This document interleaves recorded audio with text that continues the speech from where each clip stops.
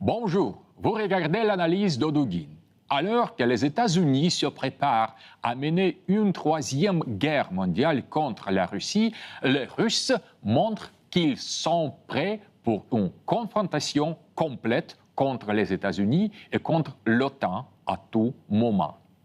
La troisième guerre mondiale n'a jamais été aussi proche.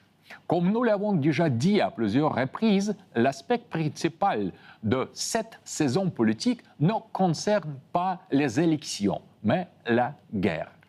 Mais si les élections ont une importance quelque part, cela ne peut être qu'aux États-Unis, où, encore une fois, elles sont étroitement liées à la guerre. Il y a quelques jours, le samedi 17 septembre, la probabilité de cette guerre a grimpé de manière vertigineuse.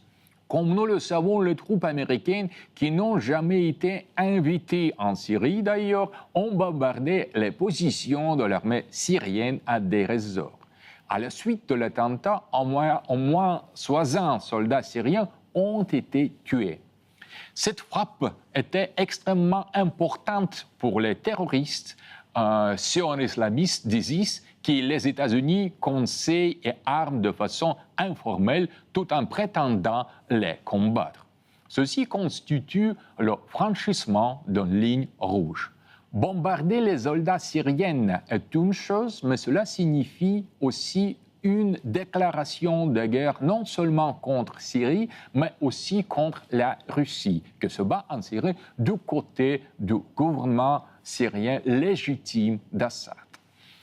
Cela signifie aussi que nous avons atteint un point culminant. Bien sûr, le leadership américain a immédiatement signalé que le raid aérien était une erreur et a mis en garde les dirigeants russes de n'exprimer aucune émotion. Mais les Américains ne peuvent que mentir ici, car la technologie moderne permet aux satellites de voir les objets à partir d'un ordinateur de bureau. Théoriquement, les bombardiers américains ne pouvaient pas se tromper de cible. Le plus important est, selon vous avez dit qu'ils se préparent à vous bombarder et que vous n'avez dit rien, est-ce que cela veut dire que vous êtes d'accord? Il est tout à fait évident que les États-Unis se préparent à lancer une guerre contre la Russie. Les incidents frontaliers représentent des opérations de reconnaissance.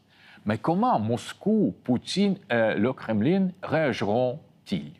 Le point de non-retour n'a pas encore été franchi, mais la réaction de Moscou ne montre pas combien les Russes sont prêts pour une confrontation frontale directe avec les États-Unis et avec l'OTAN. C'est pour cela que l'attaque aérienne a lancé contre les positions de l'armée syrienne. Le leadership impérialiste et globaliste américain ne peut évidemment pas gouverner le monde entier. De plus, Trump représente pour eux une menace pour leur contrôle sur l'Amérique elle-même.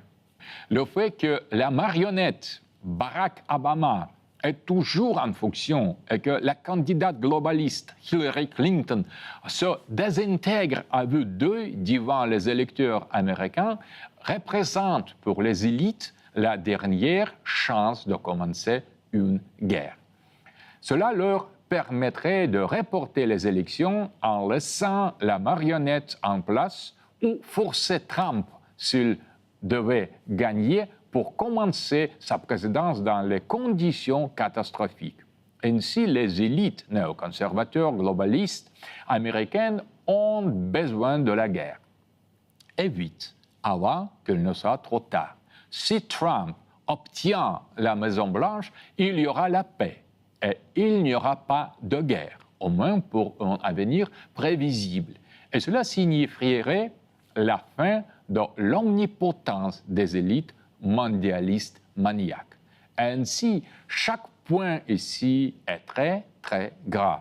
Les idéologues de l'OTAN et les globalistes américains tombant dans l'abîme ont besoin de la guerre en ce moment, avant les élections américaines. Guerre contre nous, contre les Russes.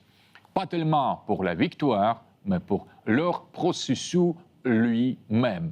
Ceci est la seule façon pour eux de prolonger leur domination en détournant l'attention des Américains et du monde entier de leur interminable série d'échecs et de crimes.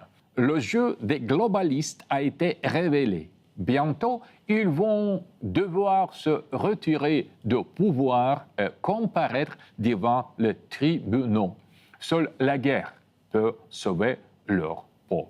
Mais qu'en est-il de nous, Russes? On n'a pas besoin de guerre, ni maintenant, ni demain, jamais. Jamais dans l'histoire, nous en avons eu besoin.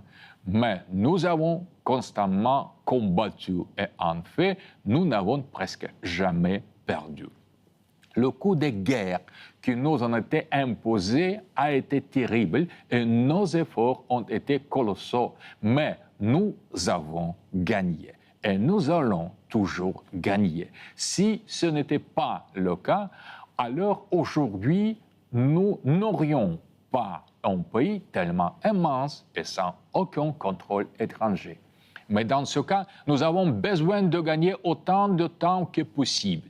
Les Américains ont essentiellement attaqué nos positions, comme les Géorgiens à Tskhinvali en août 2008. Les Russes sont sous le feu, ce qui ne peut être ignoré. Notre réaction est extrêmement prudente et équilibrée. Nous avons exprimé ce que nous pensons de cet acte d'agression américaine, mais en des termes très délibérés. La fatalité de la situation réside dans le fait que si Washington décide d'opter pour la guerre maintenant, alors nous ne pouvons pas l'éviter. Si Washington va insister et répéter encore et encore le coup du 17 septembre, alors nous devrons relever le défi et aller à la guerre ou admettre sciemment notre défaite. Dans cette situation, le résultat de la lutte pour la paix, qui est comme toujours pleinement de notre intérêt, ne dépend pas de nous. Nous avons vraiment besoin de la paix pour gagner du temps jusqu'au 8 novembre. Et alors, tout sera beaucoup plus facile. Mais est-ce que l'effondrement de Colosse va nous permettre de gagner ce temps? Dans tout le cas, notre objectif est toujours et seulement la victoire, notre victoire. Au revoir. Vous avez vu l'analyse d'Odoguin. Les Américains bombardent nos gares. Une troisième guerre mondiale n'a jamais été aussi proche.